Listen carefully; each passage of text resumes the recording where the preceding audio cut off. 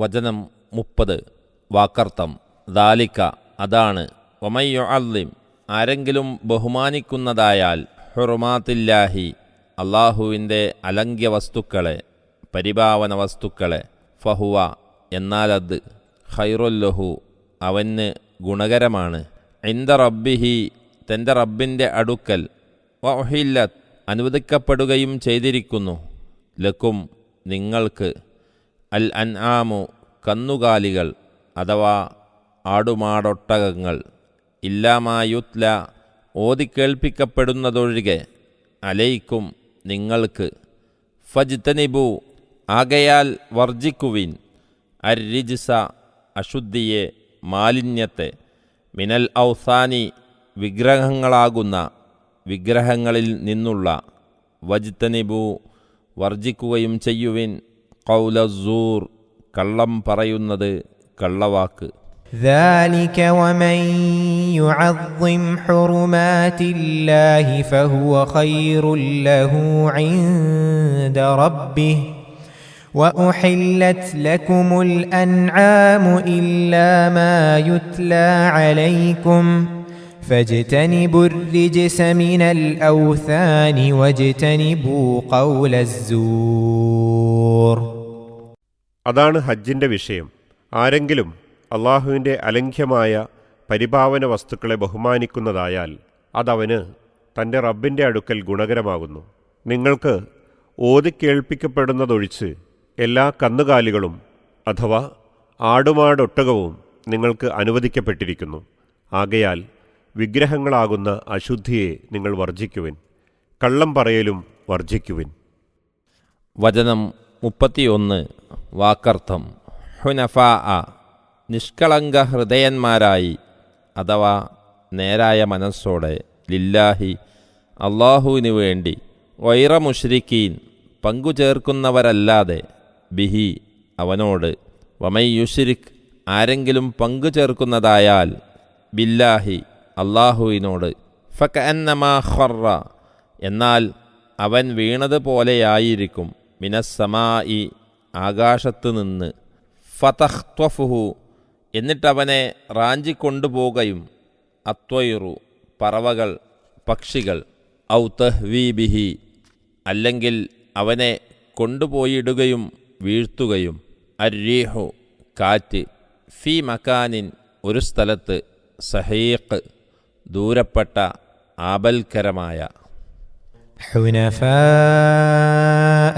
لله غير مشركين به ومن يشرك بالله فكأنما خر من السماء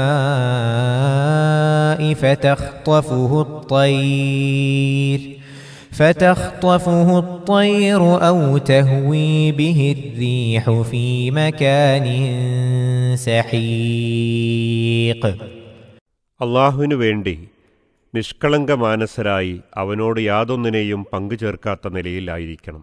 ആരെങ്കിലും അള്ളാഹുവിനോട് വല്ലതിനെയും പങ്കുചേർക്കുന്നതായാൽ അവൻ ആകാശത്തുനിന്ന് വീണിട്ട് അവനെ പറവകൾ റാഞ്ചിക്കൊണ്ടുപോകുകയോ ദൂരപ്പെട്ട ഒരു സ്ഥലത്ത് കാറ്റ് കൊണ്ടുപോയിടുകയോ ചെയ്തതുപോലെ ആയിത്തീരുന്നു.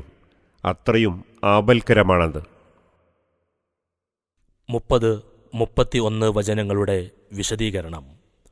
ഹുറുമാത്ത് എന്ന വാക്കിനാണ് അലംഘ്യമായ വസ്തുക്കൾ എന്ന് അർത്ഥം കൽപ്പിച്ചത്.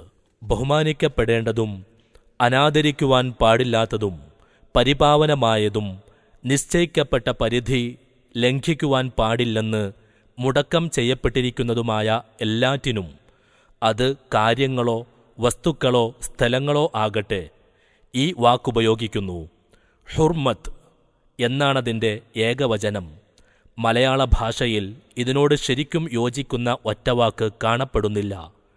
ഇതിൻ്റെ ധാതുവിൽ നിന്ന് തന്നെ ഹരീം, ഹറാം, മുഹ്തറം, ഹറം മുതലായ രൂപങ്ങളും അല്പാൽപം വ്യത്യസ്തങ്ങളായ അർത്ഥങ്ങളിൽ സന്ദർഭോചിതം നാമങ്ങളായും വിശേഷണങ്ങളായും ഉപയോഗിക്കപ്പെടുന്നു. ഇവിടെ ഹജ്ജിൻ്റെ കർമ്മങ്ങളും ഓരോന്നിനും നിശ്ചയിക്കപ്പെട്ട സ്ഥാനങ്ങളും ഈ വാക്കിൽ ഉൾപ്പെടുന്നു. പരിപാവന വസ്തുക്കളായി അള്ളാഹു നിശ്ചയിച്ചിട്ടുള്ളതെല്ലാം ബഹുമാനിക്കുക എന്നത് അവന്റെ അടുക്കൽ വളരെ പ്രധാനപ്പെട്ട പുണ്യകർമ്മമാണെന്നത്രേ 30-ാം ആയത്തിന്റെ ആദ്യ ഭാഗം കുറിക്കുന്നത്.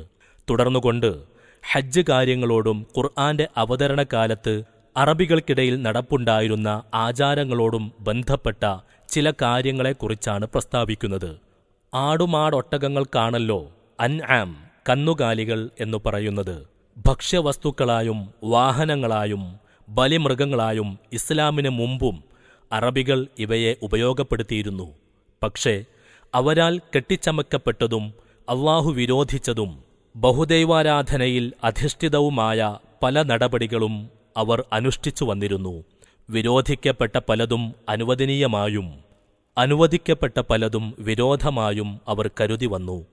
അതുകൊണ്ട് എല്ലാത്തരം ശവങ്ങളും അള്ളാഹു അല്ലാത്തവരുടെ പേരിൽ അറുക്കപ്പെടുകയോ ബലി ചെയ്യപ്പെടുകയോ ചെയ്യുന്നവയും ഉപയോഗിക്കുവാൻ പാടില്ലെന്ന് ഖുർആൻ കർശനമായി വിരോധിച്ചിരിക്കുന്നു. അത്തരത്തിൽപ്പെടാത്ത എല്ലാ ആടുമാടൊട്ടകവും ഭക്ഷിക്കുകയും അള്ളാഹുവിന് ബലിയർപ്പിക്കുകയും ചെയ്യാൻ അനുവദിക്കപ്പെട്ടിട്ടുണ്ട് എന്നത്രേ അള്ളാഹു ഇവിടെ പ്രസ്താവിക്കുന്നത്. വിഗ്രഹങ്ങളും അവയുമായി ബന്ധപ്പെട്ട എല്ലാ ദുരാചാരങ്ങളും അടങ്ങുന്ന അശുദ്ധികളെയും ആ ഇനത്തിൽ അന്ന് നിലവിലുണ്ടായിരുന്നതും അല്ലാത്തതുമായ എല്ലാ കള്ളവാദങ്ങളെയും വ്യാജ സംസാരങ്ങളെയും വിരോധിക്കുകയും ചെയ്യുന്നു. ഇതെല്ലാം നിഷ്കളങ്കതയോടുകൂടി വേണമെന്നാണ് 31-ാം വചനത്തിന്റെ ആദ്യ ഭാഗം കാണിക്കുന്നത്. ശിർക്കുകൊണ്ടുണ്ടാകുന്ന നാശത്തിന്റെ ഭയങ്കരത ഉപമാരൂപത്തിൽ ചൂണ്ടിക്കാട്ടുകയാണ് അതിന്റെ അവസാന ഭാഗം ചെയ്യുന്നത്.